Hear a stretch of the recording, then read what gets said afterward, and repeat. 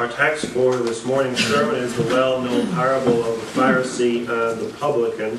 We shall read or reread verses 9 to 14 of Luke 18. And he spake this parable unto certain which trusted in themselves that they were righteous, and despised others. 2 men went up into the temple to pray, the one a Pharisee, and the other a publican. The Pharisee stood and prayed thus with himself, God, I thank thee that I am not as other men are, extortioners, unjust, adulterers, or even as this publican. I fast twice in the week, I give tithes of all that I possess.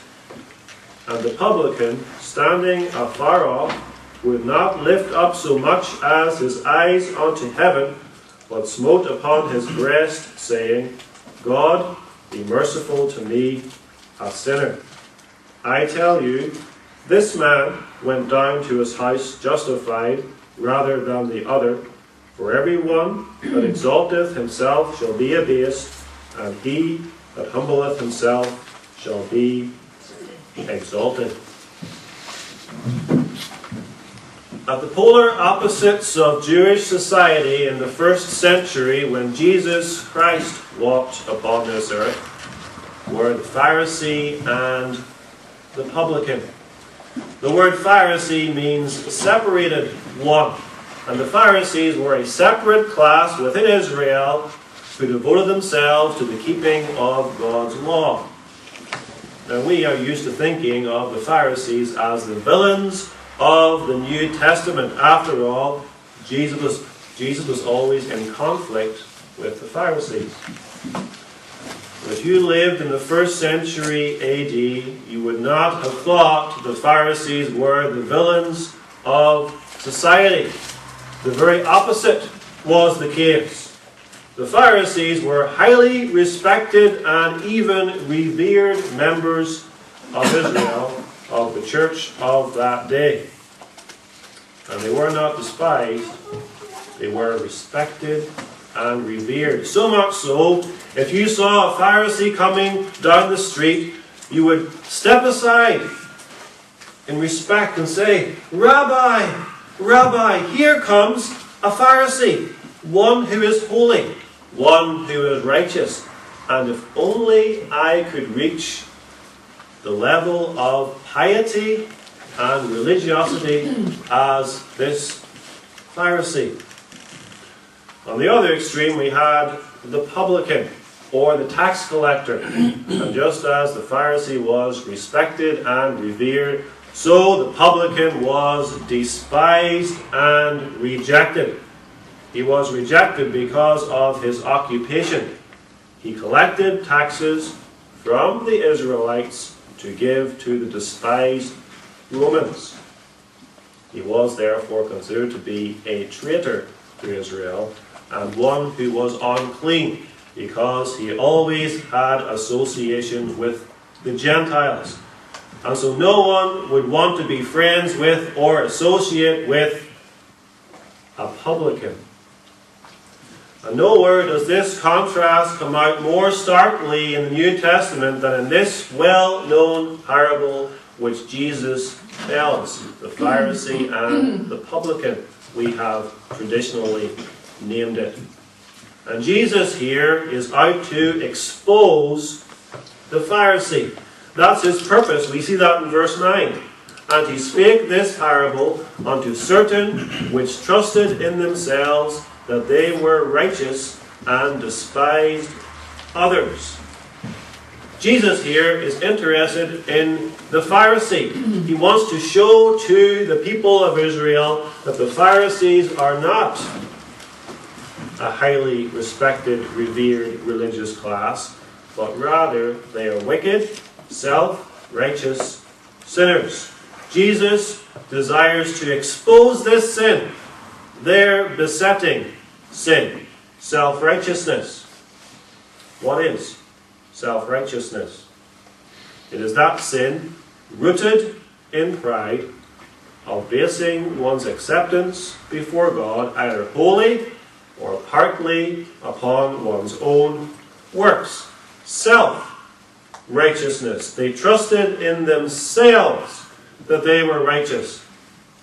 And this sin had blinded the Pharisees to their need of the grace and mercy of God. They thought they had no need of such mercy because they were righteous in themselves.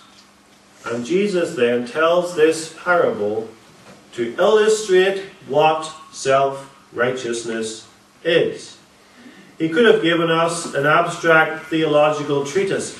Here's self-righteousness. Here are the aspects of self-righteousness. Beware, therefore, of self-righteousness. But he chooses rather to tell a story. A very simple story, a very vivid story. A story which is so clear that even the little children here this morning can see what self-righteousness is. And remember who were in the audience when Jesus told this story. Everywhere he went, there were crowds of people before him. And in every crowd, there were Pharisees. Because the Pharisees followed him from village to village and from town to town, seeking to find something with which they could accuse him. But Jesus did not fear. He exposed them to their face as self-righteous. And at the same time, he preaches the glorious gospel of free and sovereign mercy to miserable sinners such as the publican and such as we are. Consider then this well-known parable under the theme, the dreadful sin of self-righteousness. The dreadful sin of self-righteousness. Look first of all at its illustration in this Pharisee. Then contrasted with the publican, and finally at its dreadful result. The dreadful sin of self-righteousness. In this parable then, Jesus gives a snapshot, as it were, of a self-righteous man. One who is wholly given over to this sin of self-righteousness. And he depicts this man going up to the temple. Going up to the temple to pray. To engage in that most holy of religious exercise. Prayer. Prayer is the outpouring of one's heart before God. But this Pharisee had so twisted prayer to make it into a performance before men. Imagine the Pharisee standing in a prominent place in the middle of the temple where everyone could see him. He has carefully formulated his prayer in his mind. He knows exactly what he's going to say, and he wants the common people to see him. He puffs out his chest in pride, and he prays aloud in the temple the words which we read. God, I thank thee. And on it goes. And here are the common people milling around the temple, and they see this Pharisee standing in the midst of the temple, and they think, my, what a pious, religious, godly man that is. Did you hear his prayer in the temple? My, wasn't that wonderful? If only I could pray as eloquently and as beautifully as that Pharisee. And that is exactly what the Pharisee wanted. But notice, although his purpose in this parable is to go up into the temple to pray, he does not actually pray at all.